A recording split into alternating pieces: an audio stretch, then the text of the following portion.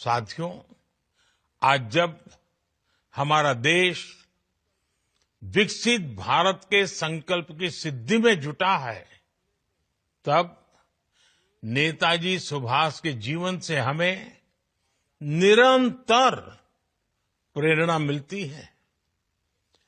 नेताजी के जीवन का सबसे बड़ा लक्ष्य था आजाद हिंद। उन्होंने अपने संकल्प की सिद्धि के लिए अपने फैसले को एक ही कसौटी पर परखा, आजाद हिंद। नेताजी एक समृद्ध परिवार में जन्मे। उन्होंने सिविल सर्विसेज की परीक्षा पास की। वो चाहते तो अंग्रेजी शासन में एक वरिष्ठ अधिकारी बनकर आराम की जिंदगी जीते, लेकिन उन्होंने आजादी के लिए कष्टों को चुना, चुनौतियों को चुना, देश विदेश में भटकना पसंद किया। नेताजी सुभाष कंफर्ट जोन के बंधन में नहीं बंधे। इसी तरह आज हम सभी को विकसित भारत के निर्माण के लिए अपने कंफर्ट जोन से बाहर निकलना है। हमें खुद को ग्लोबली बेस्ट बनाना है। एक्सीलेंस को चुनना ही है। एफिशिएंसी पर फोकस करना है। साथियों, नेताजी ने देश की स्वतंत्रता के लिए आजाद हिंद फौज बनाई। इसमें देश के हर क्षेत्र, हर वर्ग के वीर और वीरांगनाएं शामिल थी। सबकी भाषाएं अलग अलग थी, लेकिन भावना एक थी, देश की आजादी। यही एकजुटता आज विकसित भारत के लिए भी बहुत बड़ी सीख है। तब स्वराज के लिए हमें एक होना था।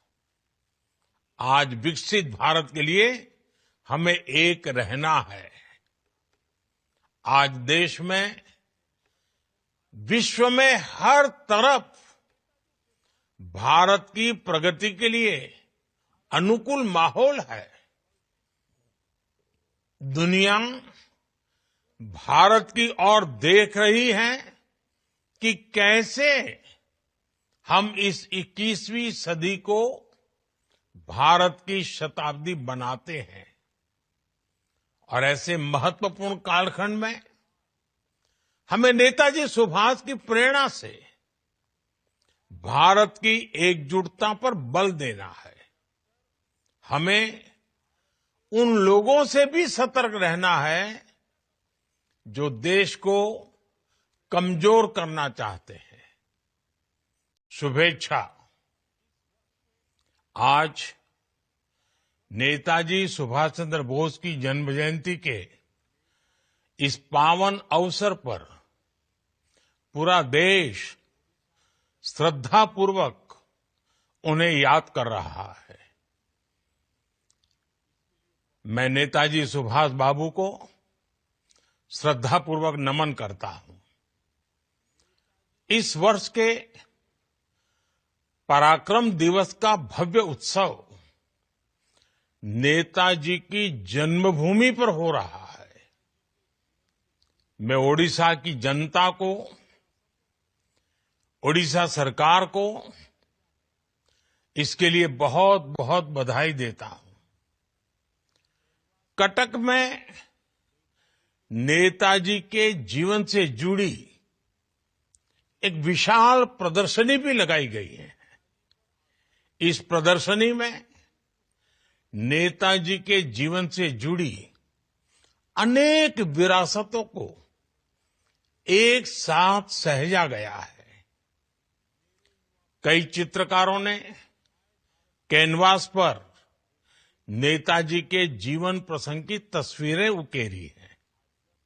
इन सब के साथ नेताजी पर आधारित कई पुस्तकों को भी इकट्ठा किया गया है। नेताजी की जीवन यात्रा की ये सारी विरासत मेरे युवा भारत, माय भारत को एक नई ऊर्जा देगी।